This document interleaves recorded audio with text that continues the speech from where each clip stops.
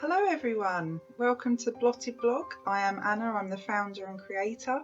I want to just take some time just to introduce myself, explain what the purpose of the blog is and how you can get involved.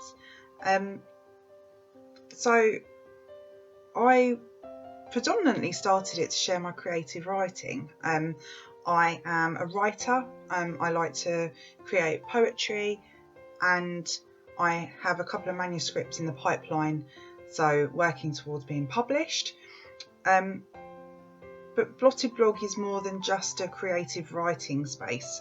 I want to use it as a force for good and to support change. Change in what? Well, I feel really passionately about supporting ex-offenders to gain employment and to rehabilitate, so to stop this revolving door of offenders going back into prison, never really rejoining society properly. There are so many issues that need to be addressed in order for that to happen. I will respond to articles in the press. There was one recently from James Timpson discussing Boris Johnson's plan to introduce chain gangs. That will be one of the first articles that I publish. Why do I feel passionately? Well, I am an ex-offender. I served 2.5 years in prison in maximum security in a prison called HMP Bronzefield in Surrey. I won't talk about my offence right now, but I will talk about it at a later date. What I will say is that I have been appealing this and trying for acquittal for almost 10 years. In April, it will be the 10th anniversary of my incarceration. 2 years prior to that was arrest and beginning of court proceedings.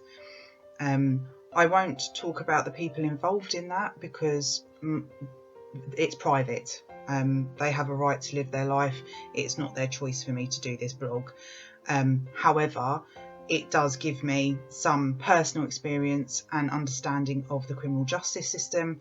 I understand how it works. I understand the implications of it on the person involved as well as the family. It's got a lot of lasting implications. The general consensus from the public is that once you've got two schools of thought. You've got those that think, right, once you've done your sentence, it's done and finished, and that there's no other repercussions. There's the others that think that you should suffer for the rest of your life for your crime, but then don't understand why rehabilitation doesn't happen, why people keep reverting to offending behaviour. There are a lot of factors involved, and obviously an introduction video is not going to be the one to go through all of those. What I will say is that I will work closely with charities who do this all day long. I will share my experiences behind the gate, outside of the gate, coming to and from the gate. I've been on ROTL, which is released on temporary licence on 3 different grounds. 4 different grounds: compassionate grounds, personal leave, educational leave. I was a Samaritan and I went to a training conference, and for work ROTL. So, and that was all from maximum security. I was the first female prisoner in the UK to do that.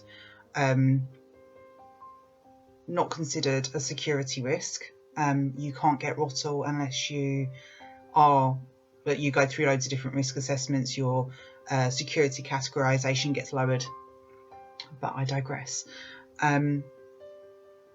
ROTL is a really important part of employability and rehabilitation. So I want to look at encouraging more businesses to employ ex-offenders, why it can benefit them, how they go about it, answer any questions that people may have. I used to go back into Bronzefield to present to employers and answer their questions. So I've done this before, it's not a problem. I will touch on mental health. I have mental health issues because of what happened in the criminal justice system. It has a place, but it can be very damaging to those involved in it. But we'll go into that another time. I have diagnosed CPTSD, severe clinical depression and ongoing grief. I recently lost my identical twin, and I have grief to do with my son, who is now a teenager. Again, I won't talk about him in detail because he has a right to privacy. I am happy to answer any of your questions.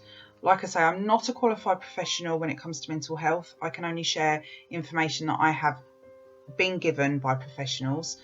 In the latter part of 2019, I was hospitalised. I wasn't sectioned, I was an informal psychiatric patient for just over a month because I finally had a breakdown.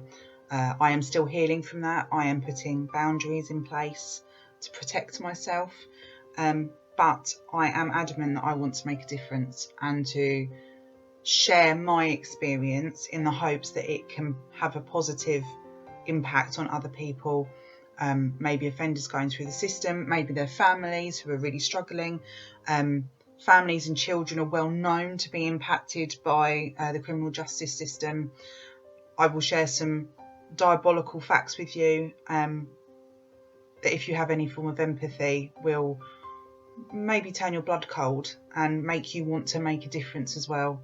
I'm not perfect. None of us are. We all make mistakes. But I will say that I am innocent of the crime that I was convicted of. And I am appealing that. I will continue to keep fighting it, even though I don't feel that there's much hope. And that is what caused my breakdown. For the whole time that I was in prison, I believed that there was hope. Even when I was released, I believed that there was hope. And then as time went on, my hope faded, and it caused a breakdown, along with other things. It wasn't the only thing, but it was one of the biggest catalysts. It's not a sob story. I'm not here for sympathy. I'm just here to try and make it better for the women who are part of the criminal justice system, stuck in the cycle of offending and feel that there is no way to break the cycle, because it is difficult. There's a lot of prejudice when it comes to criminal records. I have been employed consistently since I've been released, but it would be a lie to say that declaring your criminal record does not impact the way that you are viewed by employers. I've been sacked from jobs, even though I've declared. They missed it on the form. That was a very high profile employer. I came back from holiday, got called into the office and was let go because somebody had come in to complain that I was working there. They had missed it on my application form, and they apologised and just said that they couldn't have me working there anymore. I've been in job interviews where people have refused to shake my hand, but they want to know your story at the same time. The position has already been filled, but they'll invite you to interview just for you to share your trauma. And you have no rights. You have to declare it. It's a criminal offence not to declare your criminal record. I've had my credit rating absolutely annihilated. It's difficult to get insurance because you are considered a risk when you have a criminal record. It impacts everything. And some people would say, good, you deserve it. What I would ask is, where does rehabilitation come into that? Is it a case of you do your crime, you are punished for it, and then you are able to rehabilitate and move on? Or is it a penal system where we don't have rehabilitation? In which case, why don't we have awful places where people are just shoved in holes? You can't have it both ways. This ongoing persecution of people who have had a bad run of it is not fair. We need to find a different way. Right. I've blabbed on a little bit too long, much longer than I planned to. If you have any questions, please stick them below. Like I say, this is all very new to me. I'm hoping it'll improve, but if you don't want to get involved in the tackling offending behaviour, then please just feel free to read my creative writing. Any constructive criticism you have, please share it. I'm learning, I'm growing, but it's good to have you along with me. Welcome to the Blotted Blog. Bye.